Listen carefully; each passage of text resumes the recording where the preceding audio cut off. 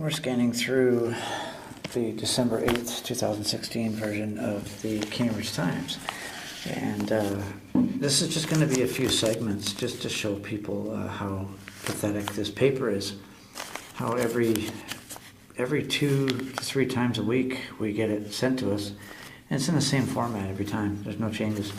Anyway, let's get back to the paper. So this is the December the 8th, version of the Cambridge Times.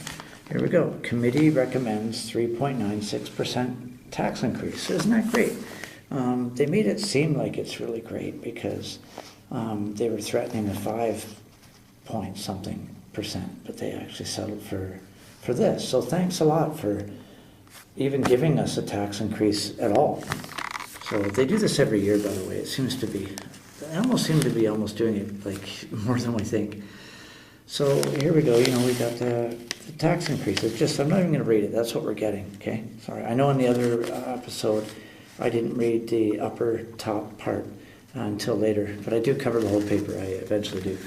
Okay, so here we go.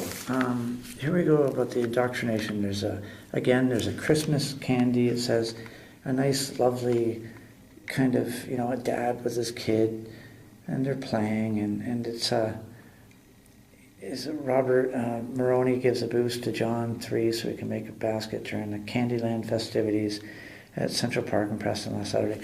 So that's cool. This was during my dad's birthday. There was these festivities all over the place in Preston, and Hespeler had the same day, parades and festivities.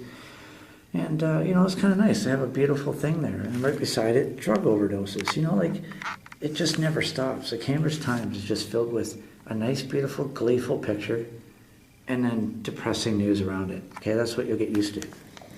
Drug overdoses, substance 100 times more toxic than fentanyl, found locally. Okay, right on, great. Who brings that in here? Probably find out who brings it in here. But yeah, I guess it's another example of that, things are bad because there's this. And they don't talk about the good things. You notice about that? Except for just the picture to show you that, this happened. So the visual makes you think that the paper's friendly and community-wise, but when you read it, it's a bunch of negative stuff, okay? We'll learn to people that don't know Cambridge will be sick and tired of these videos pretty soon. Okay, Mega Mattress sale. Here we go, second page again. This happens every time. This is the third time now. I'm just showing you guys it's the third time. It's been like the 55,000th time I've seen it. Times News, okay, so it shows like a lot of nice festivity stuff again, right? It says, all these great things that happened, shows you nice, so you open up the paper, you think it's a nice thing. But really, when you read the fine print, like the kids might look at this, Daddy, what is the paper saying? Oh, look, Daddy, that was fun. And then, but they're like, this is what's beside it, crime, suspect sketch for fatal hit and run. Like, it's it's just right around the kids' stuff, there's these crime, suspect, crime, police, it just makes me kind of upset. I'm glad that they have this because it gives the police their only real validity to exist. I think that we as a community can do a lot of these things and find out these people rather than just hand it over to these ever so more thug-looking militarized police. So here you go again, second page. You got some nice pictures of kids right around surrounding a bunch of negative news again. Police board chair satisfied with $5 million budget increase. Okay, that's great. He's satisfied. The police board chair gets another $5 million budget increase. So the police make more money. You'll learn this about the Cambridge Times. The police makes money. The administration makes money. The police rule us. Everything is. This is a newspaper for the police, the administration, and fake news. So, you put it all together and this is what you get. Help us here in Cambridge. It's just, it never stops. Police get more money, the city gets more money, we pay more money, hydro gets more expensive. It just doesn't stop. Public health officials at loss is why lethal carfentanil put into street drug. Okay, so here we go. Now the public officials, why don't you be more concerned about the spraying of our planet because that's what's really happening. But instead they just put it as these things that there's things that are wrong and the kids are bad and things are bad in town. Why don't you look at your own selves? City Council backs bottled water moratorium. Okay, as part of the largest groundwater-dependent municipality in Canada, Cambridge City Council, groundwater-dependent municipality in Canada, Cambridge City Council supports a 2-year ban placed on new water-taking permits. Wow. See, another thing that's oppressive. A motion in support for the moratorium on new and expanded water bottling projects was approved earlier this week by the city's Planning and Development Committee. The region of Waterloo, which supplies drinking water to Cambridge residents, takes about 80% of its water from the ground. As a groundwater community, the city relies greatly on the responsible and sustainable use of groundwater resources to ensure water is available for both existing and future generations. Now, we do have aquifers underneath here, but China's been taking them big time, the fresh water, and Nestle's been taking us over here. During the moratorium, which will run through 2017-2018, Ministry of the Environment and Climate Change, see, look at this, they changed the name from Ministry of the Environment to Ministry of Environment and Climate Change, and climate change is a fraud. Officials will undertake a review of the rules on taking water for bottling operations. Okay, well, that's good then, because that should make Nestle accountable. Premier Kathleen Wynne, Skeletor, announced the moratorium in October after bottled water giant Nestle, there we go, which has a plant in nearby Aberfoyle, bought a well that Wellington Centre Township officials had expressed an interest in to secure its future drinking water supply.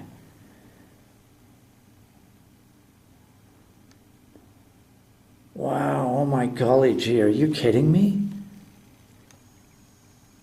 Review, okay, wow, our local water, oh my golly gee, our local water, which has a plant near Aberfoyle, bottled water giant Nestle, they're praising Nestle, which has a plant nearby Aberfoyle, bought a well, they bought a well because Nestle's stealing our water, wow.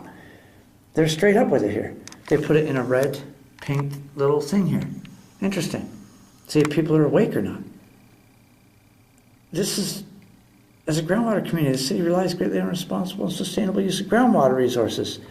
What are you talking about, you guys? You don't sell it to Nestle. Wow. Because they bought a well that Wellington Centre Township officials, okay, so Wellington Centre Township officials had expressed an interest in to secure its future drinking water supply. Okay, because we need to stop Nestle from doing this. This is just unbelievable. City Council backs bottled water moratorium. Okay, so it's a 2-year ban on new water taking permits. So, okay, so this is really interesting to me. I'm just really blown away by that. See, the Cambridge Times never fails to really blow me away. How they just keep going, hoping people don't notice. Big changes coming to pharmacy at Cambridge Hospital. See, look, here we go. Like, what is this going to be? Big changes.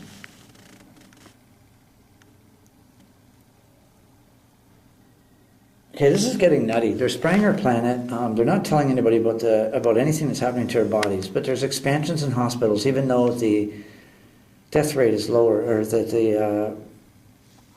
it's so hard to explain nowadays. I can't even keep up with it.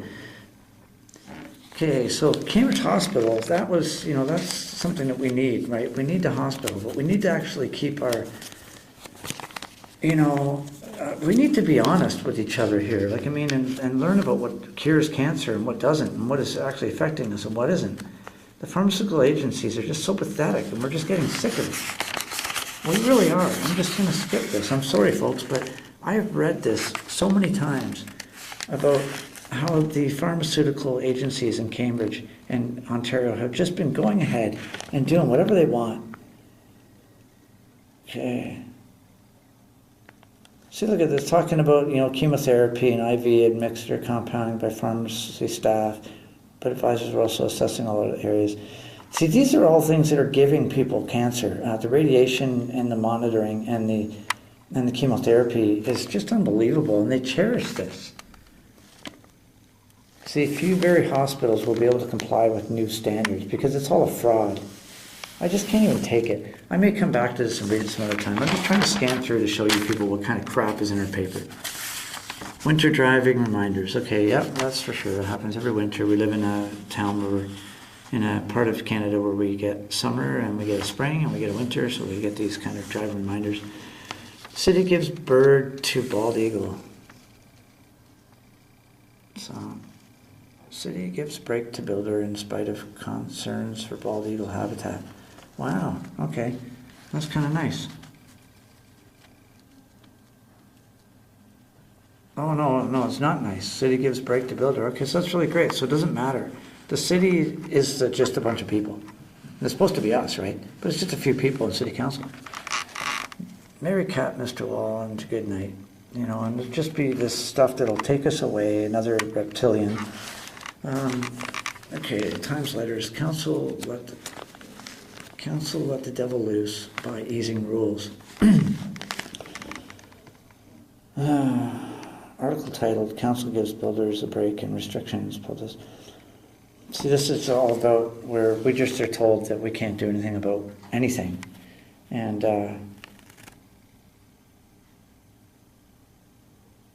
you know, I'm just wondering, like, I can't even spend so much time working on how pathetic this place is. I'm pretty sure Ron Zaboral is a lawyer.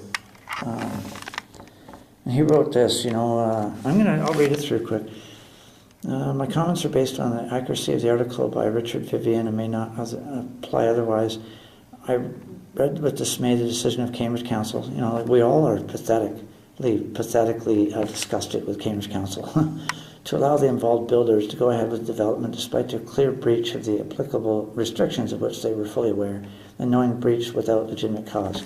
Even more telling is the fact that the developer was previously sanctioned by the courts for breaking the terms of its subdivision agreement. The council has set an ill-conceived precedent that will not enforce their own rules, opening the doors to others who might conclude that they need not worry about complying with council's bylaw rules or restrictions. To offer the explanation that purchasers will not be able to move into their homes does not pass muster for a couple of reasons. People who purchase homes that are not finished or even started put themselves knowingly in a vulnerable position when they agree that they cannot hold the builder responsible beyond the terms of the agreement, which will accuse the builder from delayed occupancy for reasons beyond its control. In this case, the builder, by its behavior, is responsible for the delayed occupancy and will be liable for all reasonable out-of-pocket expenses incurred by the purchasers. In part, the purchasers should understand that there is never an absolute guarantee that they will occupy their new home as agreed for a number of possible reasons for which the builder would not be responsible. And this is Cambridge. I'm telling you, Cambridge builders, Cambridge anything is the morals of the story for Cambridge Council is that is not its place to interfere in such matters, which are adequately covered by written agreements and government regulations, especially when the builder's aberrant behavior does not warrant it, and purchasers have been made aware that occupancy at a particular time cannot be absolutely guaranteed. It will only serve to let the devil loose. You know what? I'm glad that you're writing this because we've been just taken advantage of here, and it's really pathetic. Patience needed during construction. Yep, patience needed. A lot of us residents here in Waterloo Region have had our patience tested at some time or another, be it LRT, light rail transit, other drivers' trucks in another flour mill, etc. But seriously, is the extra few minutes of waiting really going to kill you? You know, this is someone that's just saying, you know, be stress-free, don't worry, let it just happen, let bureaucracy rule over us. Let the construction vultures just take over all of our money and our decisions and do whatever they want to do without our decision. How about you have patience to allow us as city people to make decisions on what's going on in our city? Okay? Patience needed during construction. Yep. You know what, how about before we do construction, we decide on what we want to have done. That's the bottom line of why I am even doing these paper things, just to show people outside of Cambridge how we really are controlled. And they will keep trying to get people to come here and retire here, you know, and spend their money. You know, just suits starting from, that's all they got here is That's all they have really is suites and stuff, and places to live for elderly people while they take away their places or things to do. It's more or less just for money. What's this Times News? Donahue remember for sense of humor, dedication. Donahue. Give me a break. The voice familiar to thousands of kids in the 1980s and 90s. Cambridge Sparky the fire dog is now silent. Oh, okay, sorry, this isn't Donahue. Phil Donahue, this is someone else. Cambridge Fire Department Public Education Division died Monday. Okay, well, I feel bad for that. He was someone that contributed. He's passed away. He worked for the fire department 31 years. And, you know, public education, you know, keeping the kids, you know, entertained by joining the school or visiting the school, stuff like that. Okay, so now we got some ads here. New Year's Eve dinner. Imagine your home totally organized. Closets by design. Township Council dismisses another senior staff member. Okay, winds of change continue to blow through the Township of Dumfries with the latest streamlining of operations in municipalities administration. During its December 5th meeting, Council approved the restructuring of the Township's Public Works and Recreation Departments into a single community services department to be headed by Director of Public Works Mark Smuck. A Public Works Act was pulled out in 1939, actually, to bring back tyranny to overtake our police services and literally take our sovereignty away for the weekend, or for the week, or for a couple of weeks, or actually for the whole month during G20. Public Works, great. Director of Recreation Frank Prospero has been dismissed by the township. Mr. Prospero was the department head, wow, who coordinated delivery of services offered through the Recreation Services portfolio. Mr. Prospero has served as department head with the township for over 3 years. Council wishes to thank Mr. Prospero for his service, states, and they don't even sound really legitimate. They're just letting him go for some more nefarious reason.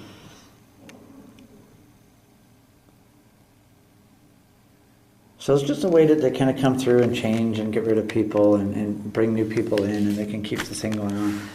Council concerned about density of proposed townhouse project. Yes, see, good. See proposed townhouse projects. See, we are not, the people here are never proposing any projects. If we had the chance to, we'd have a chance to actually make a decision or to come up with an idea.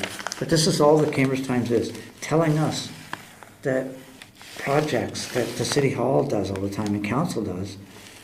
See, this, they're concerned. Council's concerned about it, but who are the ones that put it in the first place?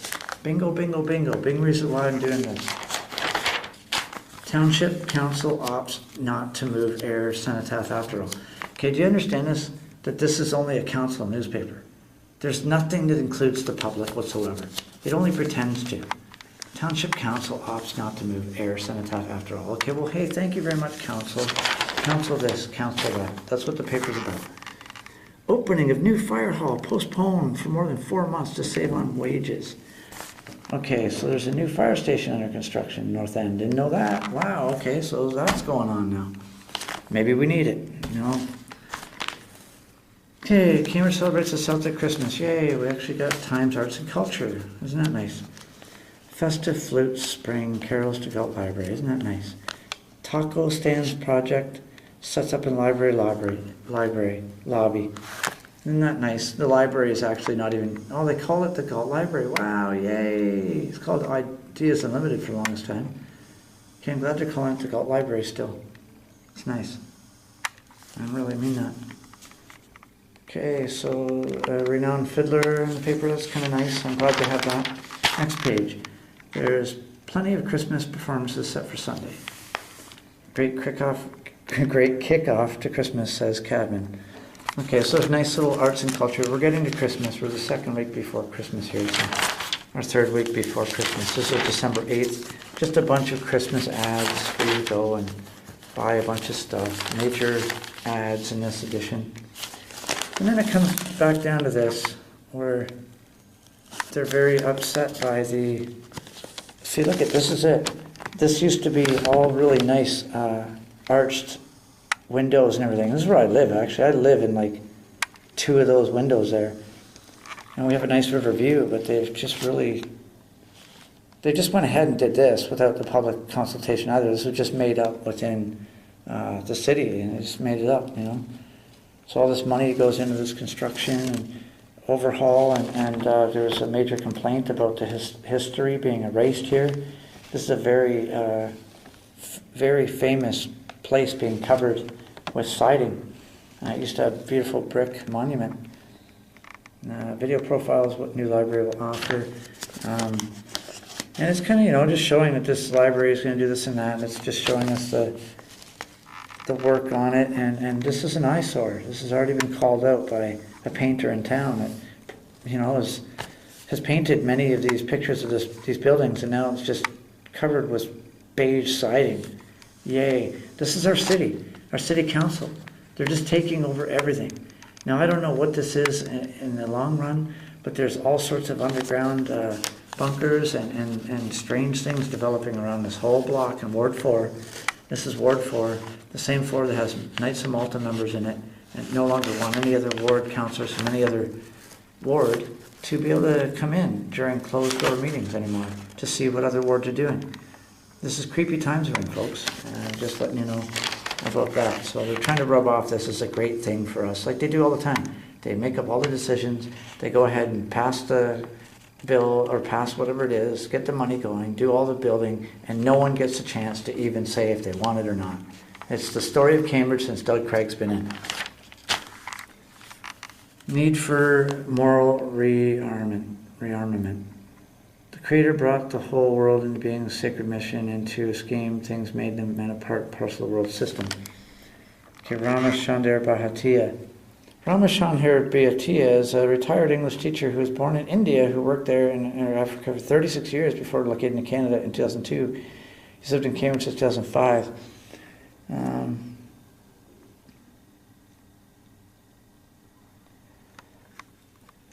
I'm just reading through this. I'm just trying to see if there's anything that... Okay, so this seems to be indoctrination. This guy's just talking about, not about the actual, that a lot of it's a facade.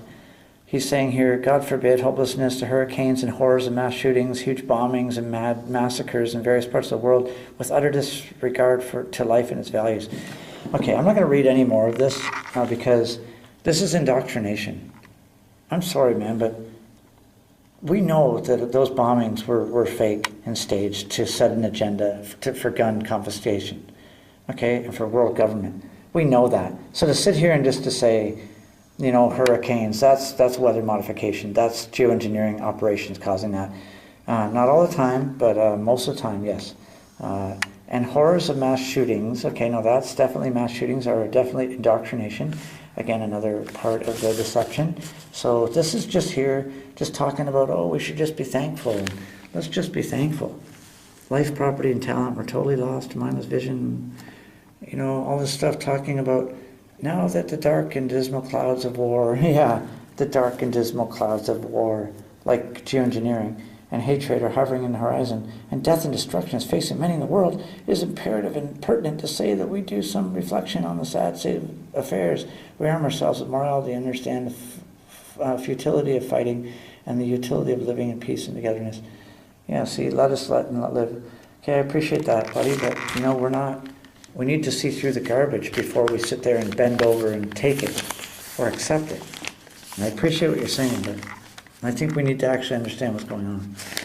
And rearmament's totally true. And we need to get rid of a lot of our craziness. And then here we go again, hockey. Okay, and it just comes down to when all the wave of stuff is pushed down our throats, we get hockey and we get sports. More of the same crap. Just go to university, spend a bunch of money, and come to us. We're a great tax and financial services.